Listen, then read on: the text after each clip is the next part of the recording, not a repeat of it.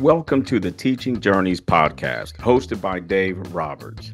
Humanity possesses a unique skill, the ability to pass knowledge from one generation to the next.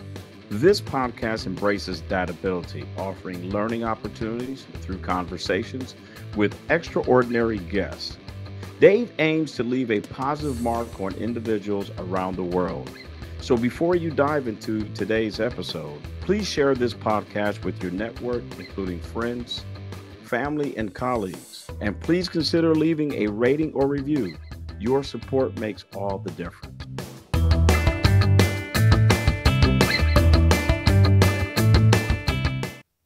Hi, everyone, and welcome to another episode of the Teaching Journeys podcast. I'm your host, Dave Roberts, and today it is my pleasure to have as my guest contributor, Christina Napoleon. Christina Napoleon is a beacon of hope and resilience in the face of profound loss. Having endured the heart-wrenching experience of losing her husband, both her parents, and others dear to her, Christina understands the depths of grief firsthand. As a newly empowered widow and experienced grief worker, she combines personal experience with professional training to touch and heal hearts worldwide. Through her talks, she shares the hope philosophy, healing, opening, protecting, and encouraging your heart, guiding others through grief with compassion and authenticity. Empowering audiences with practical strategies for reclaiming joy, Christina inspires hope and renewal on the journey to healing. Her talks will leave audiences with hope for a better future. And with that, Christina, welcome to the Teaching Journeys podcast. It's an absolute pleasure having you on the program today. Thank you so much, Dave. I appreciate the opportunity so I can raise awareness on grief, because we still live in an uneducated grief society. And they do say that loss of your spouse and the loss of your child are the two hardest losses. So I've been on a mission to raise awareness about that. So thank you for the opportunity. You're welcome. And you're absolutely right. I wasn't ever prepared for that possibility. And I'm sure as a young widow, you weren't prepared for losing Roger at as a young an age as you did. So we're kind of walking a path that we both never thought we'd ever be walking in our lives.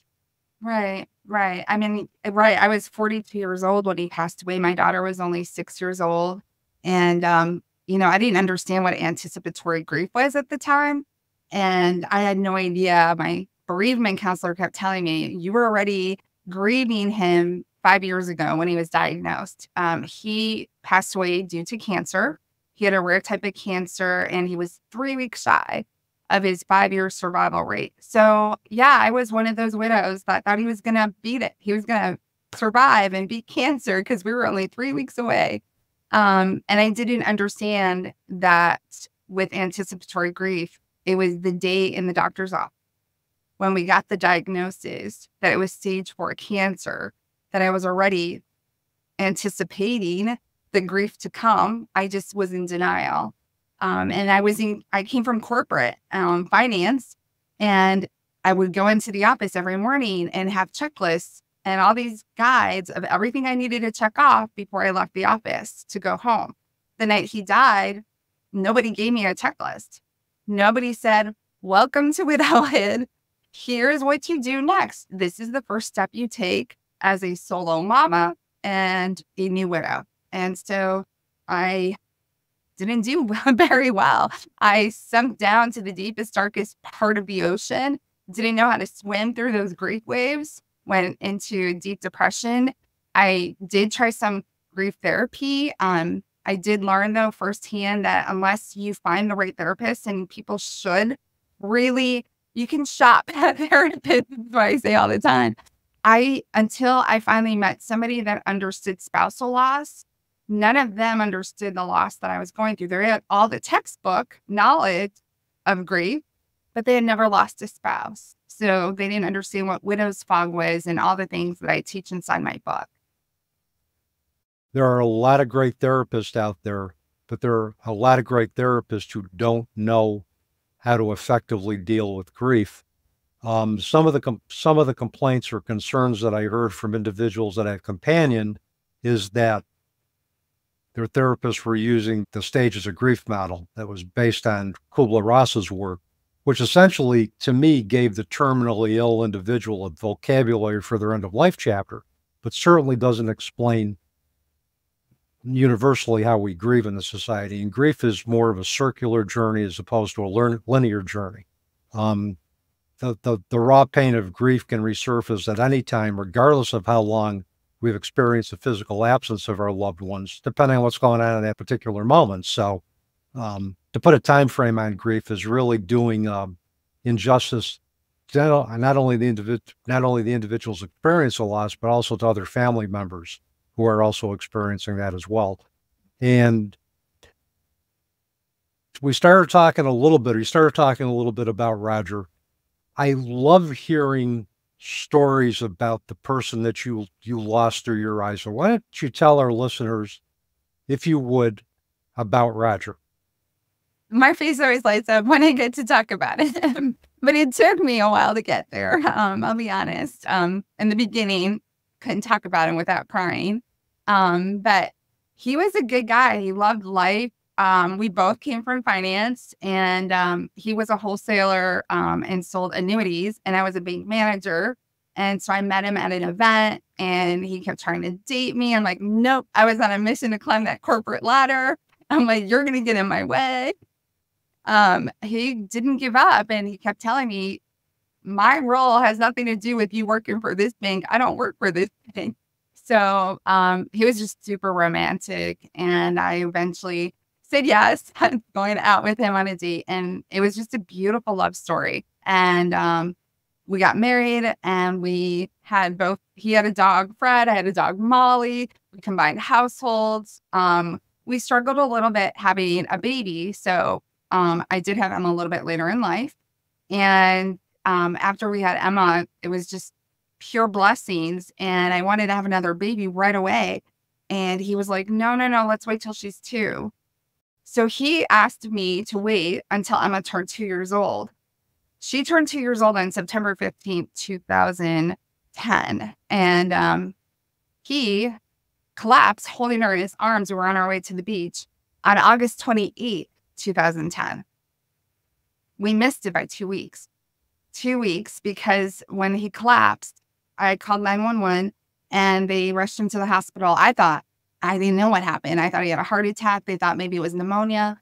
And then they found the tumor inside of his bronchial. It wasn't small lung cell cancer, which everyone thought. It was a rare carcinoid tumor. But because of that tumor and the cancer, and they had to split him open to remove the tumor, and radiation and chemo, I was advised we can no longer have children together. And I didn't understand. I'm like, but I'm not the one who has cancer. Why are you telling me I can't have another baby? And they explained to me about what the radiation and chemo can do. So when he did pass away, I was mourning a baby that I thought I was going to have with him. Mm-hmm. And I did write about that in my book, and then I took it out. They thought that was such a personal story. And I know a lot of people, like, I'm not going to name any names or anything, but I was judged about that. Like, well, you didn't have that baby. Why are you mourning this baby? And that they didn't understand that I wanted a baby. We wanted a second child, and we were going to wait until she was 2 years old. We missed it by 2 weeks. Mm-hmm. So, yeah. So there was like a double loss when he passed away. So that was a milestone that you and Roger never got to experience. So yeah, it's an associated loss, and a loss that occurred while he was still alive. Right. So it wasn't a secondary loss of his loss, the primary loss, but yes, it was a loss that regardless after he passed away. And my daughter's only 6 years old. She's like, Mommy, why don't I have any brothers or sisters? Mm-hmm. And it was just, that would crush me. That would hurt my heart. Mm-hmm. Because at that point it was too late, so yeah. But that, speaking about secondary losses, that is another, you had also mentioned about people wanting to say the right things, not knowing what to say. And I give them a little bit of guides inside of my book. And one of the things that I would get, because I was young with a young daughter, is, at least you're young enough. At least you can go and find another husband. Everybody thought I could just go and replace him. And that, at least, every time I heard the at least, oh, I wanted to like close the door and say thank you. But my husband just died. I'm not looking to go find another husband and replace him right away. So, yeah. And I think people don't mean to be insensitive. I think they say things that they believe are going to provide you comfort, that they were led to believe are going to provide comfort. But in reality, it just undermines our entire grief experience. But a lot of individuals aren't privy to that information or are just simply uneducated about that through no fault of their own. Right. And speaking of your book, we might as well jump right into that since you're talking about the positive widow. And I got a copy right here. By the way, I told Christina off camera that I read her book, and it's really a great resource. I think not only for widows of any age, but I think for anybody who's experiencing a loss. There's so many great resources. There's so much great information that normalizes our grief journey. Your HOPE method, I think, is very practical. It's very easy to understand, and it's a go at your own pace type of a model, which is what I like. I would highly recommend Christina's book. It's a great resource for anybody who's grieving. I know at the end you'll tell us how we can get a copy of the book, but it's a great resource. I would highly recommend it for my listeners, or not only for individuals who've experienced the loss of a spouse, but for anybody who's experienced a loss, period. It's that good of a book. Thank you. Thank you so much. I didn't pay you to say that. I don't get paid for this. And I'm the type of person, I'm not going to put anything out there if it isn't true. Well, thank you. I appreciate that. And it was actually a really good point that you made. I've had so many people reach out to me, and they're actually not widows or widowers. And they're like, my sister's a widow. She knows I'm going through a divorce. So she suggested I read your book, and it's helped me so much. The practical tips. It's so hard and for us, I call it widow's fog.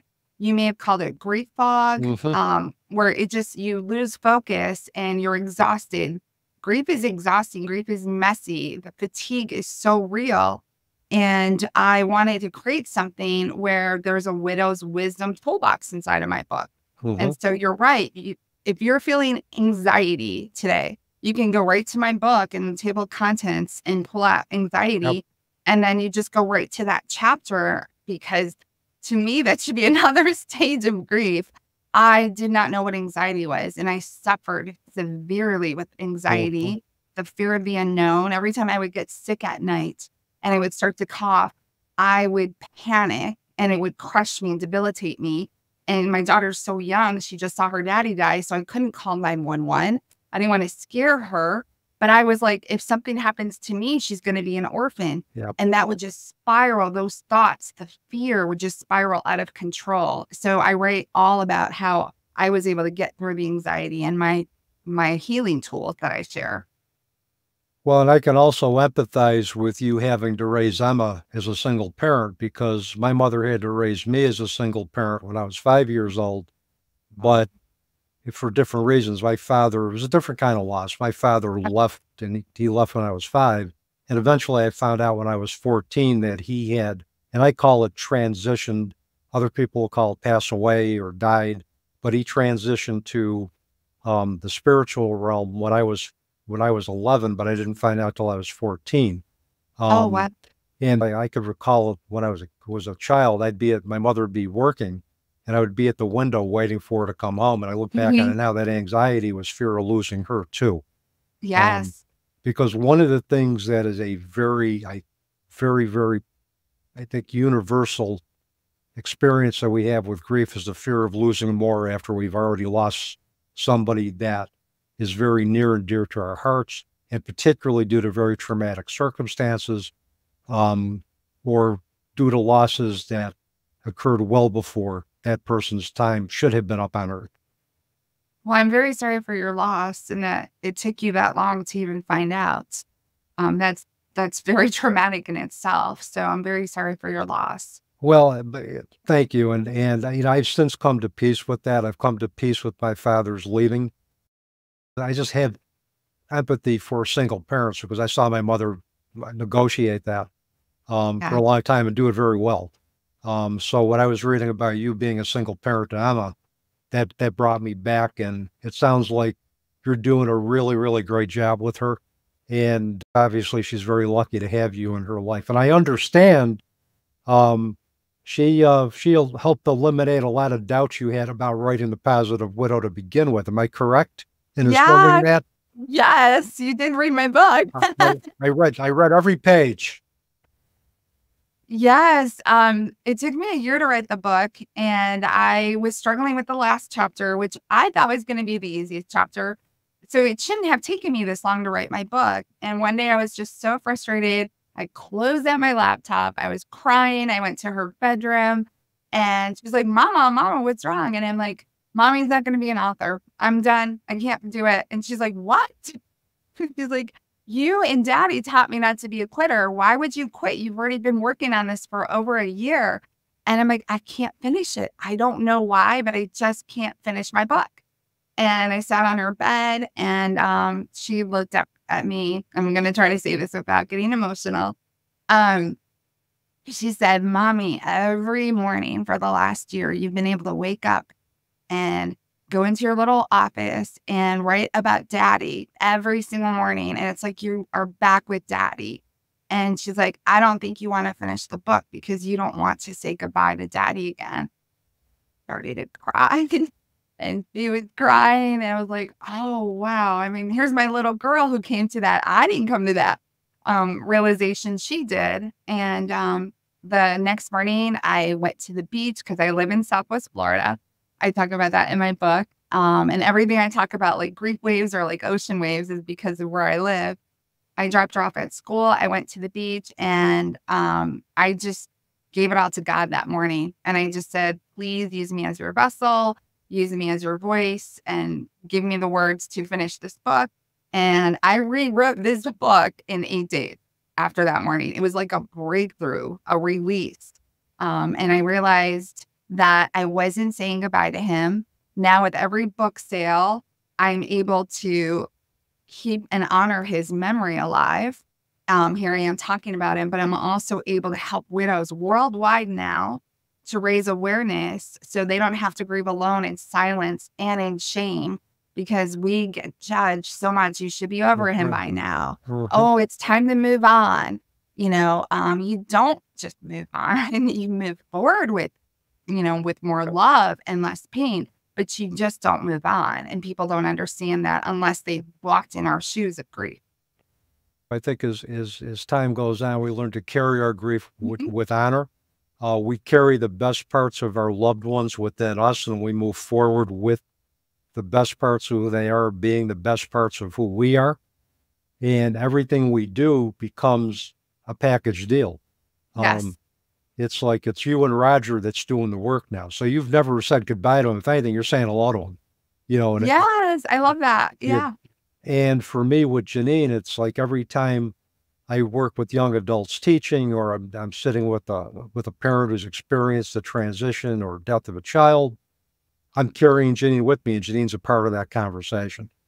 I love something that you wrote in your book. I'm really loving your book, by the way. I'm so glad that we got connected. You're going to see I highlight a lot inside of your book.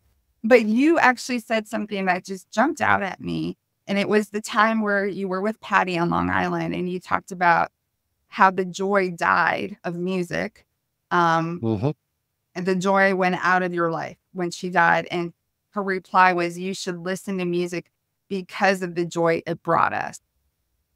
That just gave me, even now, just reading that out loud, that gave me goosebumps. Yeah. Because we shut everything down. We feel like we do not deserve to feel joy because they're not here anymore. So that one hit me hard. Yeah. And this is a great book. I'm really enjoying it. Well, thank you for that, Christina. I didn't pay Christina to say this either. She's doing the program. She's doing the podcast without any financial remuneration. So no. But thank you for that. That was the experience that I had with Patty was it was just incredible, and it was something that, in retrospect, that I had asked for, and the universe gave me more than I asked for. What the universe gave me was a whole different perspective. learning how to transform a relationship with our loved ones, knowing that we can create those bonds, we can continue the relationship even though they're not physically present. And a lot of what Patty had taught me translated into so many other areas of my life, particularly in terms of doing a lot of ancestral healing with my father's decision to leave, and eventually my mother's decision to overprotect me as a result of that.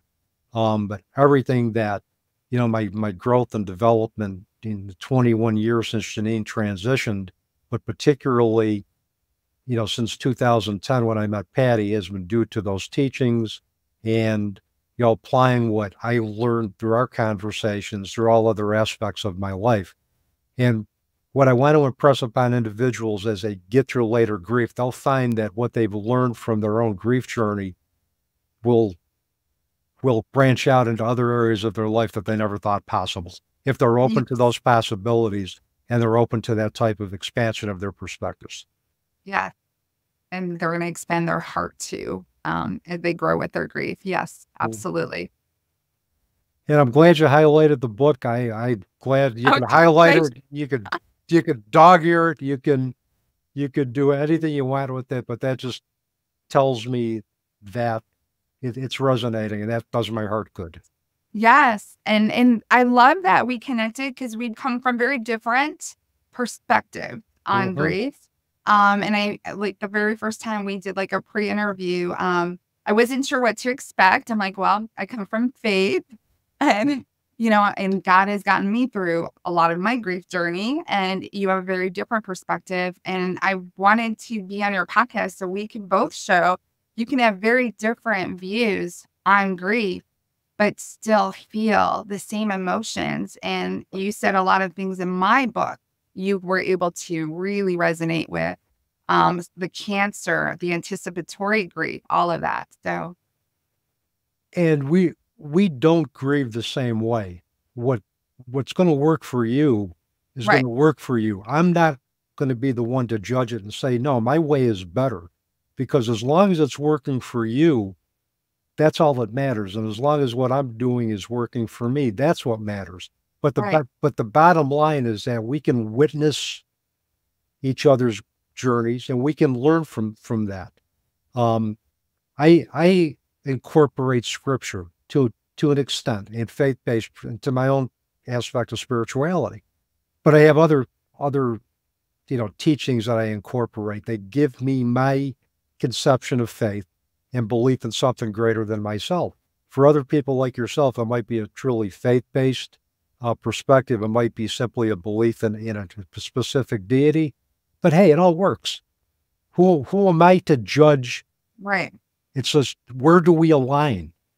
Well, I always talk about this inside of my group, my widows group. It's a personal choice. Absolutely. And if you don't agree with something, scroll by a post. Because I may not agree with what everyone is doing, but my goodness, if everyone judged me when I was in my early phase of grief, I would never have left my house. Yeah. It's everything is a personal choice. When do you start dating again? How do they manage their grief? Everyone has different coping mechanisms that they use. I talk about this in my book. For me, I called it grief eating. It was late at night. I turned to food to just like quiet the loneliness. And I know people are like, what do you mean quiet the loneliness? How is there a sound to loneliness? There is. There is. So yeah, there's just different coping mechanisms. For me, and ultimately helped me with self-care. And I come from Chicago. Both of my parents were immigrants. My dad was from Lithuania. My mom was from Germany. I actually didn't speak English, even though I was born in Chicago, until I was 5 years old. I taught myself English after my first day in kindergarten, where everybody made fun of me. So I ran home crying. And I watched Sesame Street, and that's how I learned English. But coming from Chicago, the Midwest, if you will, and, European background, we were taught you do not show emotions. We were taught you work hard. You're going to bury any emotions that you see. And so my grief, I didn't even realize it until recently, in the last couple of years. My brother passed away when I was 9 years old, but we were not allowed to talk about it at all. And my mother locked herself in her bedroom. And so we were at such a young age, I was taught that that's what you do. You bury it, you shove it down. And I didn't understand that by suppressing my grief, I was bottling up so many emotions, and it was holding me back from having the breakthroughs that I started to have once I started to dive deep into personal growth and self-care and self-love journeys. And that's what really helped me get through my grief. Yeah, and particularly there's, you sometimes are raised in families where emotions aren't easily talked about. In certain cultures, emotions aren't readily talked about. And, you hear the thing, well, don't cry, don't be angry, but those are emotions that are a part of who we are. They make up the authentic parts of ourselves. And to not be able to acknowledge those parts of our being denies a very important part of our existence. And to me, when we can own all those emotions and learn from it, we become more authentic in our grief. And you talk a lot about authenticity in your book. You talk a lot about authenticity, I'm sure, with the individuals that you've coached, the individuals that you've sat with. It's about being authentic. This is who I am. Yeah. Now that my loved one has transitioned, this is who I am now. This is who I become. This is what I've gotten in touch with. This is who I am. I'm not the happy-go-lucky person you once saw me to be, but I am a more authentic version of myself because of what I've been through. And hopefully you'll like the authentic version of me as much or even more than the happy-go-lucky part of me, because what you're seeing is genuine in the moment. And a lot of people, they don't. They wanted the old Christina back, the happy-go-lucky. Let me grab my purse and just get in the car. And a lot of that already started when he got cancer. I mean, our whole lives revolved around radiation, chemotherapy, all of his sessions at Moffitt Cancer Center. But after he passed away, I was shocked. One of the biggest secondary losses, because I call his death the primary loss. That was the primary event. But all of the hundreds and hundreds of secondary losses, just being able to go to the grocery store and see his key lime pie is on sale and grab my phone and want to go, hey, babe, your pie's on sale. And then it would hit me so hard in the grocery store that he's not going to answer the phone. I kept his phone out for a long time, by the way. And I would just leave my shopping cart there, run out to my car, and just start bawling because I realized he's not here. It just keeps hitting you in that early stage of grief. And the friends that I lost, that was the most heartbreaking part for me. And I didn't really understand, why are my friends, and I felt abandoned. That's how I felt in the moment. Now that I've gone through certified grief education, I understand a lot more that they were uncomfortable whenever they were around me. It was now they were facing their own husband's mortality. Well, if it happened to Christina, it could happen to my husband. And so there were thoughts like that for them. Grief is just makes so many people uncomfortable, and they shy away because they don't know what to say. And in my book, I write about how I just wish they would talk to me and say his name. They thought if they would say his name, it was going to make me remember that he died. I woke up every morning remembering that he was no longer here. So it was just unfortunate that at the time I didn't have the knowledge or the tools or the checklist that I provide inside of my book, all the things that you should say, you shouldn't say. And maybe then I could have maybe still had some of those friends. But, everything happens for a reason in life. And I gained some beautiful new friendships that never would have happened, where they were so kind, so loving, so compassionate. They helped me so much with my daughter. And I never would have met them if I was still with the old friends that I had. So it's interesting. Yeah, and it is. And you make a very, very good point about relationships. We go through a lot of personal changes during our grief journey, a lot of changes in priorities, our values, our beliefs, but also not only does the relationship with ourselves change, our community of support changes. The people who we thought were going to step up don't. People that we never thought were going to step up do.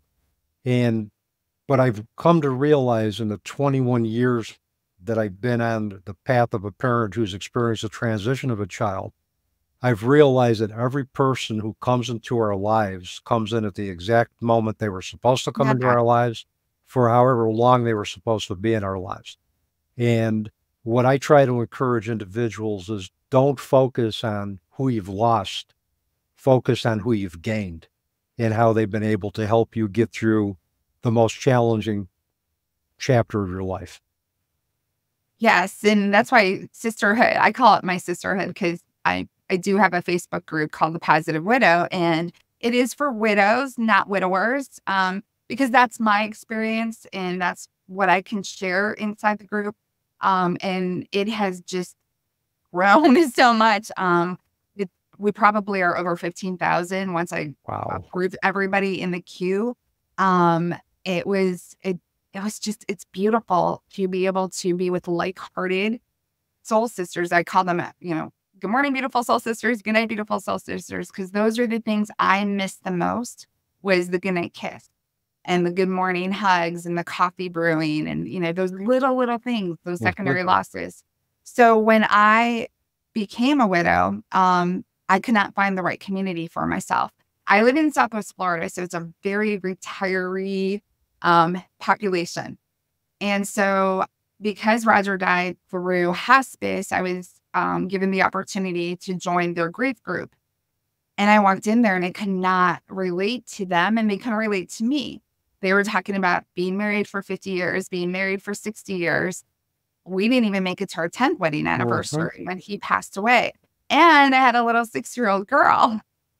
So I couldn't connect with them. And so that didn't work for me. So I was really struggling trying to find a community. So I started to look online, but some of the groups, number one, we were getting shamed already externally in the outside world, and judged like you should already be over it. But I decided to create my own group, and it started very small. And it started out, I first called it Widows Walking for Healing Hearts. And I would just take my phone and go walk the beach every morning and do a little live and just say some inspirational words. And it just has blossomed. And like I said, now we have almost over 15,000 members. So it's been a real journey, just a beautiful journey.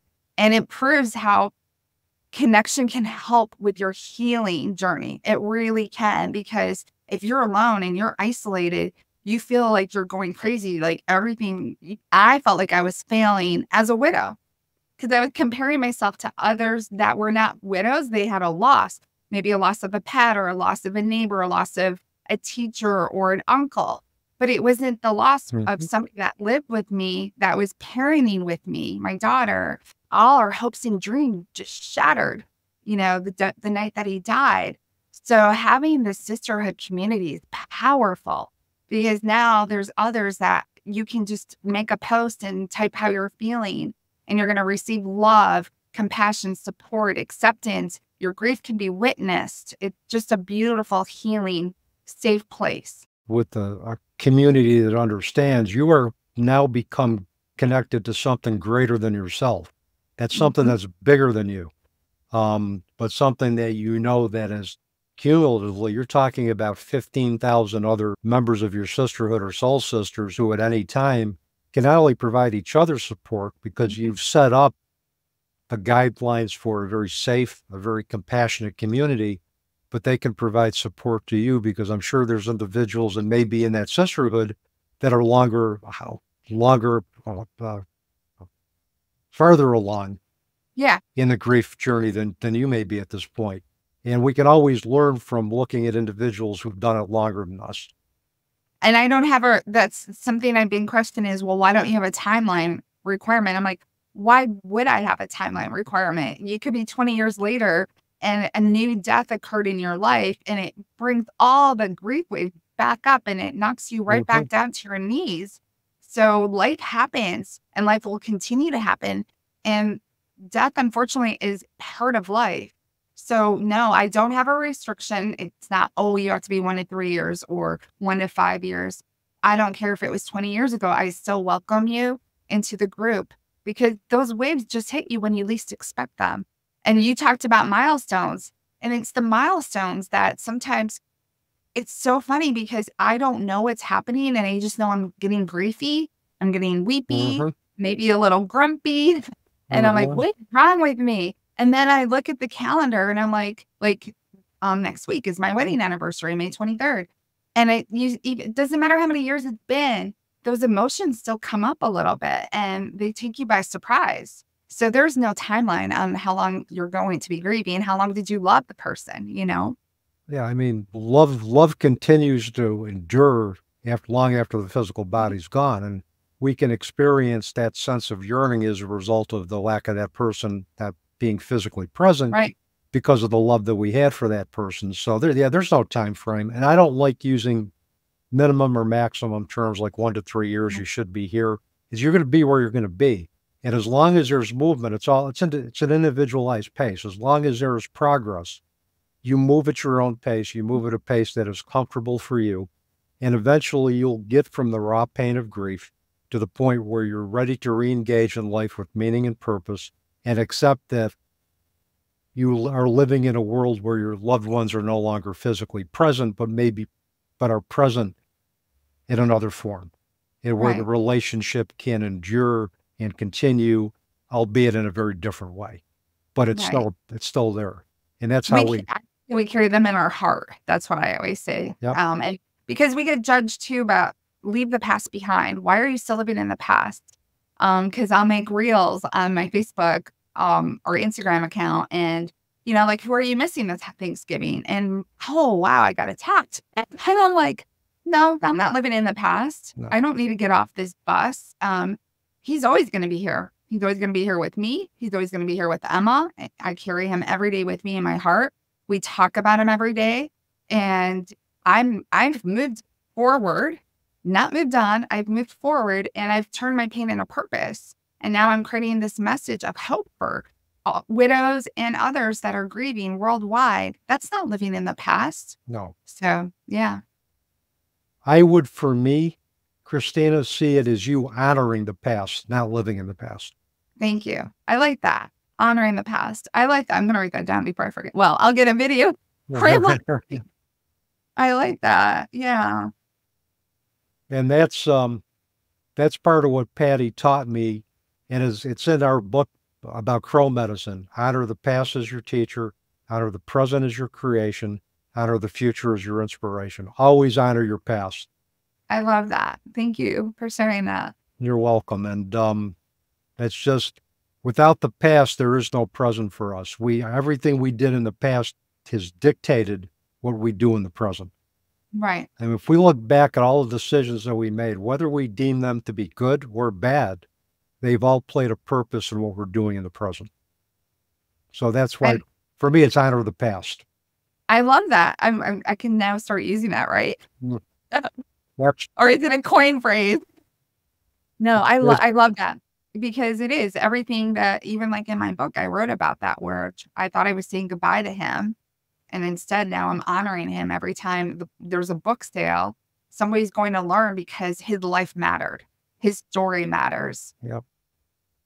And, you know, for me, and I look at the fact that the people that come into our lives, it's not a coincidence that they've come into our lives. I mean, we connected, I think when we were supposed to connect.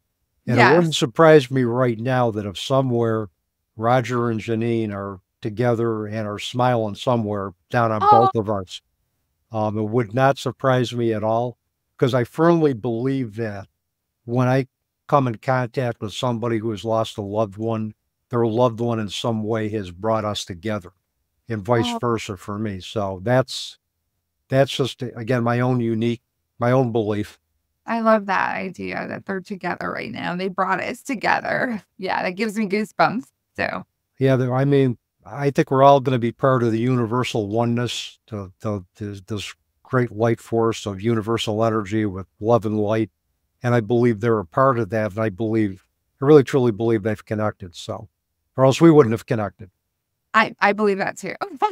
So yeah. Yes. Tell our listeners just a brief overview of the Hope Method, what the Hope Method is designed to do. Like I said, I love the way you had it formatted. because it doesn't require that you do each one of the acronyms in a particular order or in a particular time frame. It's just a really, really great practical framework for moving through grief. So tell us just a little bit about, one, how you came up with that, and two, what the acronym stands for. Well, so I wrote the book, and I was writing the book, and I was actually first going to call it The Widow's Wisdom Box. But as I was looking at other widow groups, sometimes out there, they're a little dark, and I would try to join with all this hope, and then I would have to pull back, and I almost felt more darkness, because a lot of them they didn't want to take the baby steps. I call it always baby steps to move forward with more hope in their life. And I knew when I reached the bottom of the darkest part of the ocean, I knew that I had to make a decision. Do I want to stay here? Or do I want to become a better mom for Emma again, enjoy life again?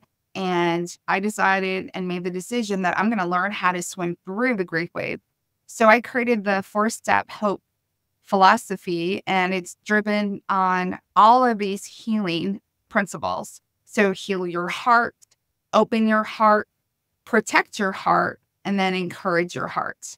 And in the heal your heart, I talk about the broken heart syndrome, and how I always share my own little experience at the beginning of each chapter, so that others that are reading it that may have gone through the exact same thing or similar situation will feel like, oh my gosh, I'm not alone with this. So you mentioned that I talk about being authentic. I poured my heart. I was so raw in this book.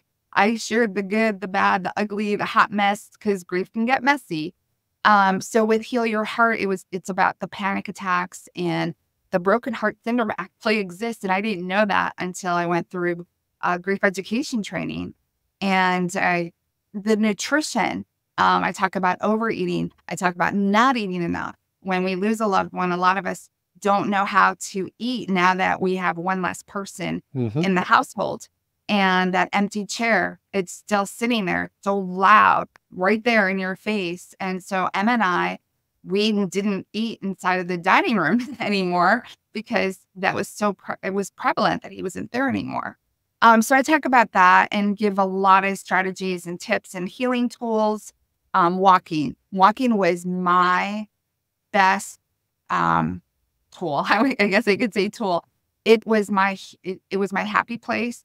And when my counselor suggested it to me, I couldn't do it. The first day, I could not get out of bed. And it sounds so simple, go for a walk.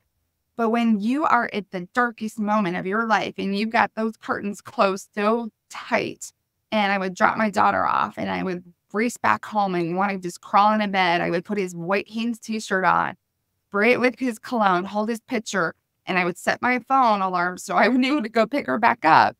I would just lay in bed and cry and hide under the covers. So when my counselor said, what did you like to do before you even met your husband? You had a life before you met him. What did you enjoy to do? And I was like, oh, I used to love to walk. He's like, why aren't you walking? So I promised I would try it. First morning, I couldn't do it. I got up, put on my shoes. I got my shoes on, Dave, but I couldn't tie the laces. And nobody really understands grief is so exhausting. I took to take a shower and wash your hair and brush your teeth and floss your teeth at night. All of that goes out the window when you're grieving. You're just wanting to crawl back into bed and shut the world off. So when I finally started to walk, I came up with this idea, because I was bargaining with myself. Okay, Christina, if you can walk for 1 minute, you can go back to bed. So day 2, the next day, I tried it again. I got my shoes tied and I got out of the house. And the only reason why I got out of the house was because day 1, I thought I had to do that 30-minute walk like I used to do in the past. And now I'm like 1 minute and I get to go back to bed and cry. And walking out that door and feeling the fresh air. It was the first time I saw the blue sky. It was the first time I saw the grass was green again. And I could smell the grass. I could smell the flowers. And I went back to bed because that was the deal I made with myself. And then the next day I added another minute and another minute. And by the end of the month, I was at 30 minutes. So in my book, I call that the power of one. Just because, and then I applied it to everything, like with the shower, just add one more minute, or add 1 minute of flossing. You don't have to do 2 minutes right now. Just do 1 minute. So I just use that with all of my practical, everyday activities. And then the next chapter is open your heart. I thought that was going to be the easiest chapter to write, and it turned out to be the hardest chapter to write. Who would have known vulnerability? Talking about vulnerability would be such a hard topic. I rewrote vulnerability so many times, and I love the final version in my book. It is all about asking for help. And why is it so hard for us to ask for help? And for me, I think I felt like I was betraying him. I was fortunate. I know that sounds weird. How are you fortunate he passed away? I was fortunate enough that we had time to say goodbye. He had time to write me letters, to write out instructions. This is how you take care of the pool. This is how you take care of the lawn. But some of the things he didn't think of. And so then, you're like crashing and burning, and YouTube becomes your best friend on how do you do this and how do you do that. But I thought if I was going to ask for help, I was betraying him, because he lovingly made all these lists for me before he passed away. And that chapter just really was hard for me to open my heart up and share with the world. And why can't I ask for help? And of course, some of it is because when he died, so many people said, I'm going to be there for you. I'm going to call you. Let me know what you need. And I believed them, and I trusted that they were going to show up, and then they didn't. And so in my book, when I say things to do with when someone is grieving, you make that phone call, because they're too grief struck. They're heartbroken. They're not going to be able to. Picking up the phone to text somebody, that was the hardest thing ever I could do. I just wanted to stay under the covers. So that chapter was really, really hard for me. And I also talk about grief and gratitude in that chapter. And that was hard too. I mean, I did not know, how could I have gratitude while I'm grieving? That didn't make any sense to me. I was angry at everyone for saying, you should be thankful that he's no longer suffering. So I really struggled with gratitude in the beginning, and didn't understand that they can both coexist together. And then I talk about the sisterhood and the community, and what a gift that is, to be connected with like-hearted soul sisters. And then in the protect your heart.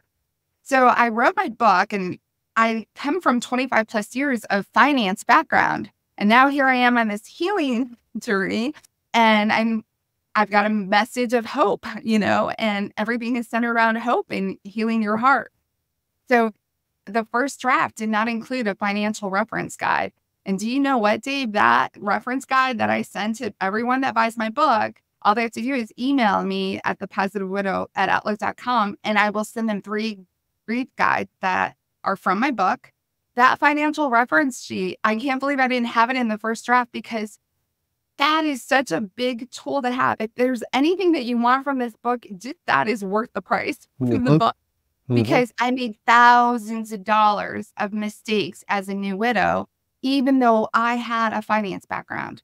Because of grief, it just exhausts you. And I forgot to turn off all of his subscriptions for ESPN. So many mistakes that I made that I share inside Protect Your Heart, and surviving the holidays after a loss. I have a grief guide that I wrote for that. How do you survive the first event, the first year anniversary, things like that.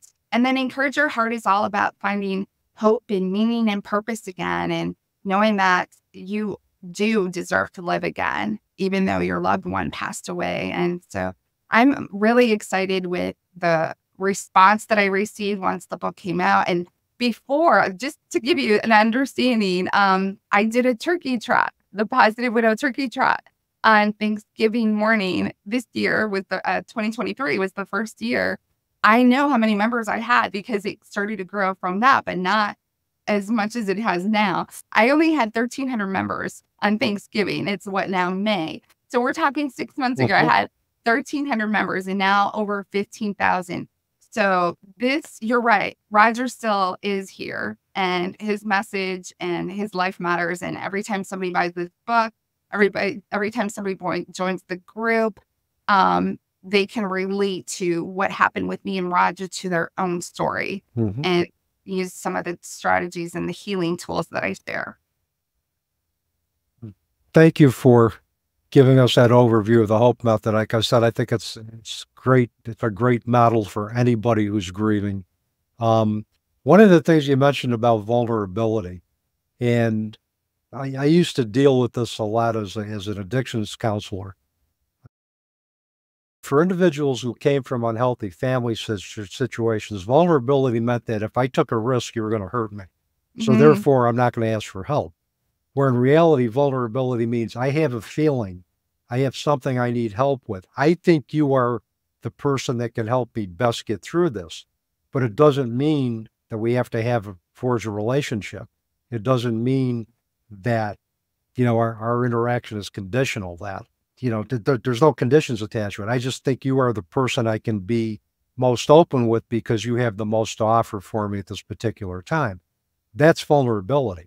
Vulnerability doesn't imply that you have to engage in a long-term trusting relationship. You just have to trust for the moment. And that's the other great thing about community, is that there can be a lot of individuals who connect at various levels. They may just connect on one or two different points or different matters, but it's still all meaningful.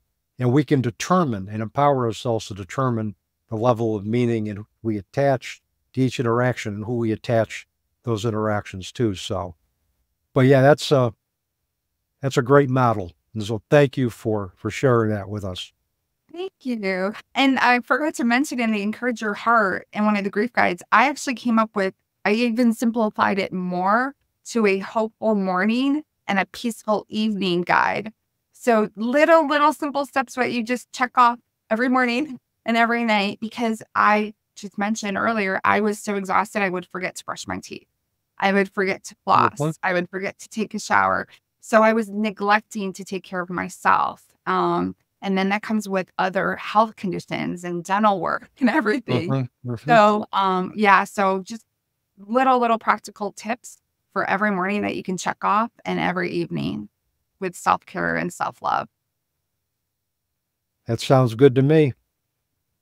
And sometimes we forget the practical considerations with grief. I mean, there's a lot of those that help us deal with the emotional considerations as well, too, and empower us to deal with our grief journey in very new and novel ways. So, Christina, if you're going to leave our listeners with one thing today, what would that be? The power of sisterhood, the power of community. Find the right people, find the right grief coach, grief therapist. If you're suffering and you have a particular loss, try to connect with those that understand what you're going through. Don't make the mistake I made where I was judging myself based on, oh, he lost his neighbor, he lost his uncle, I lost my spouse. And that's what I needed to create, was the sisterhood love and the community where they understood me. And then I finally felt that my grief was being witnessed and it was being heard. If you're not surrounding yourself with those that understand what you're going through, you're always going to feel judged and you're going to start to grieve in silence like I did. So thank you so much for this opportunity, Dave. I really appreciate it. Well, you're welcome, Christina, and thank you for sharing space with me today and for being just a valuable guest contributor. And with that, tell our listeners how they can best get in touch with you and, purchase your book, find out more about your services. Oh, thank you. My book is on Amazon. If you search The Positive Widow, I actually have 3 different books out there. I did a Positive Widow coloring book. And it's got beautiful inspirational messages, and it's so good for just calming your mind. Sometimes you get all these thoughts in there. It's great for stress and anxiety, to just even adult coloring book. And then in the back of each chapter of my book are reflection questions.